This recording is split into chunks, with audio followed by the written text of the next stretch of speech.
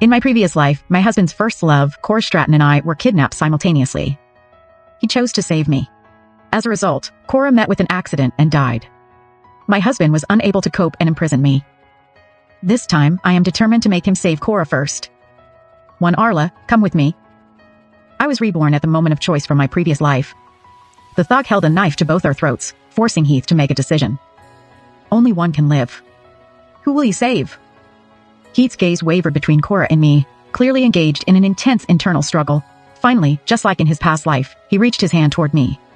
But this time, I firmly shook my head. Heath, you should save Cora first. I don't like owing people favors, especially life-saving issues. I don't want to live my entire life burdened by someone else's sacrifice.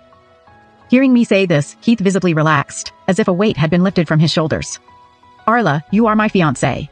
My primary responsibility is to save you. Since you are insisting on this, I guess I am off the hook. With that, he grabbed Cora and left, as if fleeing a disaster. He might have the luxury of regret, but I wouldn't allow myself to look back. In my past life, Heath had brought money to rescue me, only to be told at the last minute that more was needed. For my safety, he had no choice but to take me away first. Little did we know tragedy would strike. During the wait, the criminal's greed was sparked. Taking advantage of Cora's shower time, he secretly snapped nude photos of her and even plotted to rape her. Fortunately, we arrived with the police just in time. Although the worst was prevented for a young woman, this was enough to ruin her life. Cora, upon returning home, remained in a daze. After everyone had fallen asleep, she attempted suicide by slitting her wrists. When Heath learned of this, he showed little reaction.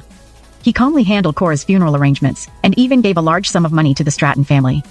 I suggested postponing our wedding, but he flatly refused. Arla, marrying you is set in stone.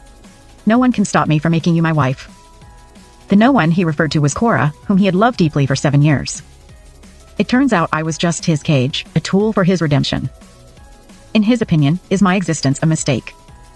Watching Heath and the others run off, I began to contemplate how to survive. Unlike my past life, I didn't know if he would come back for me this time. In his previous life, Heath used the opportunity of holding Cora to slip a tracking device into her clothes. So even when the criminals took her away, they were able to find Cora huddled in the raging storm using the tracker. But now Heath had clearly forgotten about this. Well, it made sense. After all, in his heart, there was only room for Cora. I was just the wife he had to marry out of moral obligation and to uphold the family name.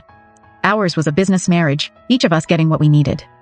It couldn't even compare to his youthful days with Cora. His regret was understandable. At last, he got his wish and I'm happy for him. But I still need to find a chance to escape.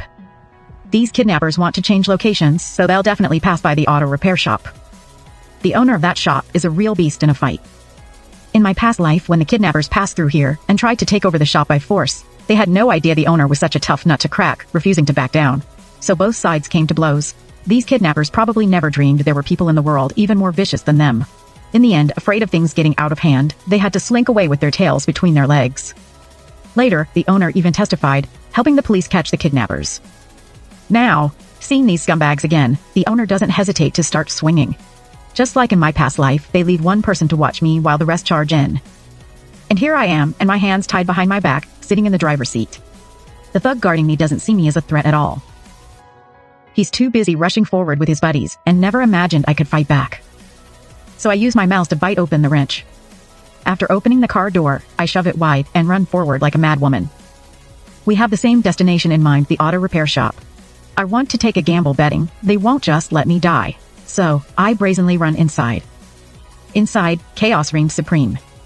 My eyes immediately locked onto Archer, the young auto shop owner.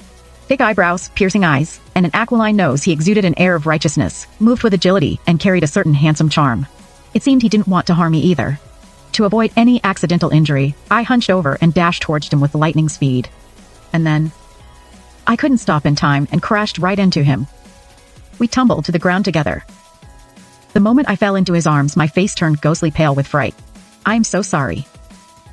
I stammered out an apology. Could you please help save me? The man looked up at me, furrowing his brow. In the next second, he held me close as we rolled across the floor several times. Bang! A deafening crash. Where I had just been lying, a chair had smashed a gaping hole in the floor. If not for him, I'd have been turned into Swiss cheese. Before I could catch my breath or utter a word, the thugs outside had noticed my escape attempt. The situation shifted from a turf war to a hostage rescue. Both sides faced off. I fixed my gaze intently on the man beside me and whispered, "I'll do anything if you can save me." But he didn't answer, just furrowed his brow as he stared down the group of thugs. Until the person behind him couldn't help but remind him, "Archer, it's better to mind your own business." So I knew his name was Archer. With no reply forthcoming, my heart slowly sank. When the kidnapper called out for the third time for me to go back, I started walking forward. But a hand gripped my shoulder. "She's under my protection today." Archer stepped forward. I don't know if it was my imagination, but I thought I heard the sound of a motorcycle at the entrance. 3 Archer's face wore a roguishly handsome grin. "My buddies have arrived." All the kidnappers were reluctant. They still shot me a resentful glare before cursing under their breath and leaving. The tension that had been building finally eased.